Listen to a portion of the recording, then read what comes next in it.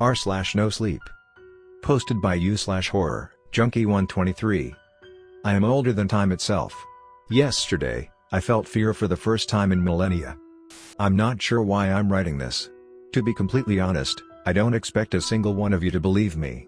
I think that maybe I just need to get this off my chest. I can't speak to anyone close to me regarding the matter. My loved ones have no idea that I bear this burden. And they can never find out. Please, before you ask, I'll save you the trouble and address your question head on. If I really am older than time, how do I have any loved ones left? Shouldn't they all have died out by now? Well, yes and no. My parents passed away nearly 10,000 years ago.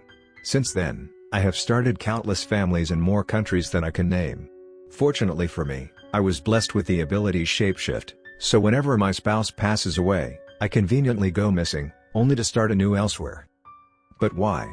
Why do I feel the need to move endlessly from place to place, abandon my old families, and settle down with a new wife and children? Honestly, I do it out of boredom. Life gets pretty lonely sometimes, and I've found that it helps ever so slightly to be surrounded by people who care about you. As for why I leave my old families behind, well, I think that part is fairly obvious. After enough time passed, someone would wonder why Grandpa hadn't kicked the bucket yet. I don't want the attention. I've had enough of that over the years. But ancient nameless entity, why should we give a shit about your love life? I bet that's what you were thinking, huh? Well, I'm on my umpteenth honeymoon right now. Something went seriously wrong, and my wife is none the wiser. The trouble began yesterday. I was lying beside Carolyn on a beach chair, breathing in the pristine Caribbean air. Blue waves rolled softly in the ocean. Palm trees swayed in the breeze. The sand was just warm enough to sink my feet into. It was perfect. Until he appeared, that is. "Babe, I'm going to get another daiquiri. Do you want one?" Carolyn asked, rising from her seat. "Nah, I'm good. Thanks for asking, though." "Are you sure you don't want one? I won't let you steal half my drink if you change your mind." I grinned at her. "You know what? Fuck it. Get me one too." That's what I thought. "Be back in a second," she said, winking at me as she trotted toward the tiki bar. I shut my eyes, soaking in the warmth of the sun on my skin. I had probably visited that exact destination dozens of times throughout the years, but nothing compares, you know?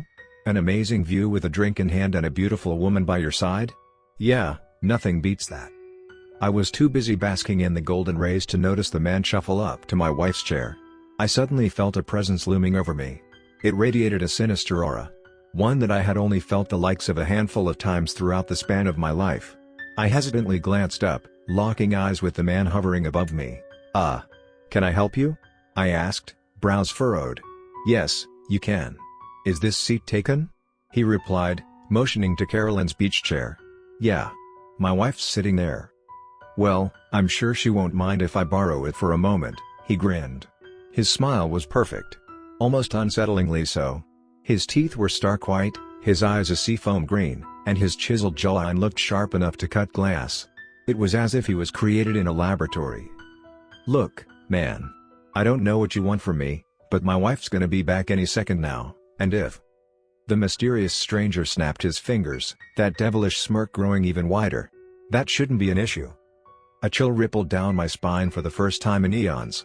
I apprehensively glanced at my surroundings, my eyes growing wide as I struggled to comprehend what I was seeing. Everything was still. The trees had stopped swaying. The waves were no longer rolling in.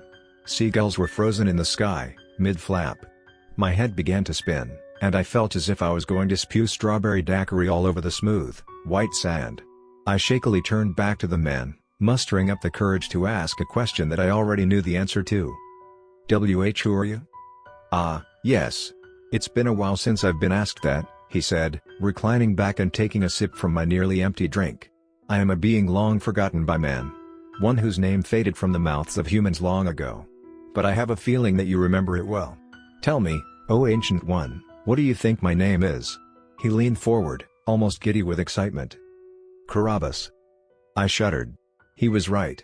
That name hadn't been uttered for longer than I could remember, and I had hoped it would stay that way.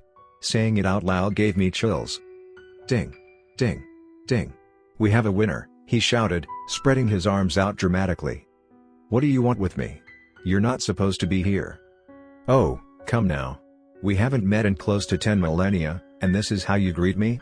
You really should be more polite. I did save your life, after all. I gulped, sweat beading atop my brow. You did. And I'm grateful for that. I really am. But it's not my time yet. We made a deal, and you have to keep your end of the bargain. Carabas exhaled, shaking his head. He chuckled to himself, before returning his gaze to me. You humans really are naive, you know. I am assuming that you can recall the details of our agreement, yes? Yeah. Pretty vividly, too. You granted me the gift of immortality, and upon my death, my soul would belong to you. But in case you haven't noticed, I ain't dead yet. Carabas's eyes glowed. It was as if we were playing chess, and he was one move away from checkmate. Those are the basic terms, yes. I must say, I certainly did not expect you to last this long. You've nearly succumbed to an array of injuries and illnesses, yet you always pull through. Like during the Babylonian War when you were gravely injured by a swordsman. Or when you came down with the bubonic plague in the 14th century.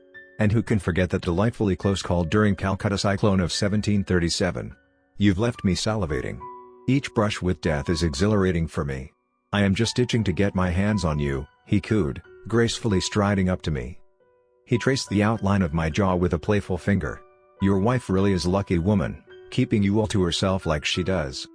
I batted his hand away. Get to the point. I know you didn't come here just to flirt with me. Oh, you're no fun. Fine.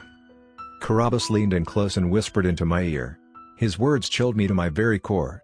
For the first time in thousands of years, my heart thundered against my chest, and I felt the color drain from my face. No. Why, you're lying. I didn't agree to that. Ah, but you did, my dear boy, he said, smiling wider than the Cheshire cat. I don't believe you. Prove it. Carabas sighed, pursing his lips. Your wish is my command. He suddenly grasped my shoulder. An icy chill rippled down my arm, and my vision began to fade. Before I knew it, I was watching a scene unfold before me, like a spectator at the movie theater. My stomach twisted itself into knots. I knew what was going to play out, and it made me nauseous to think about. I recognized the man who lay before me. He was a primitive version of myself. His hair and beard were dirty and overgrown, and he was cloaked in a reindeer pelt smattered with flecks of crimson. But the most notable feature?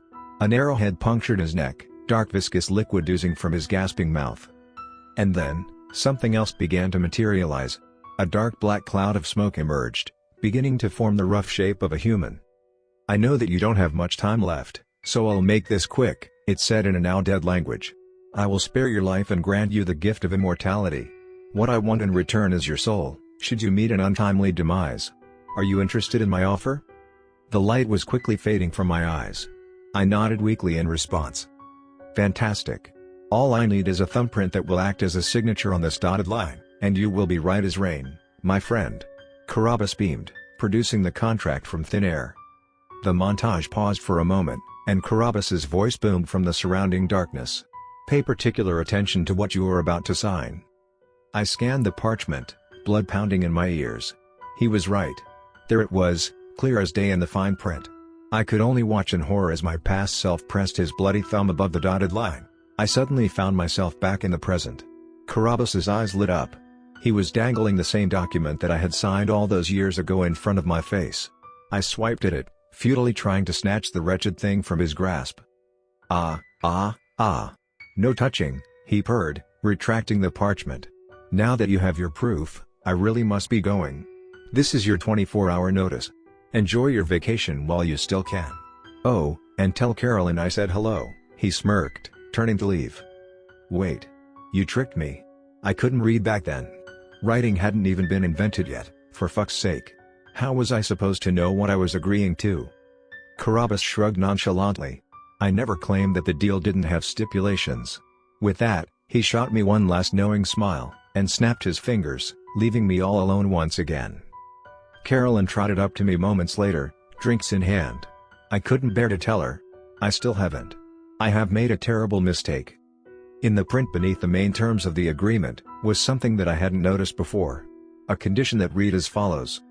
If the signee still has not perished 10,000 years from his original date of birth, he shall thereby forfeit his soul to Carabas. I'm freaking out. I don't know what to do. Because the clock is ticking, And in a few short hours, I will officially turn 10,000 years old.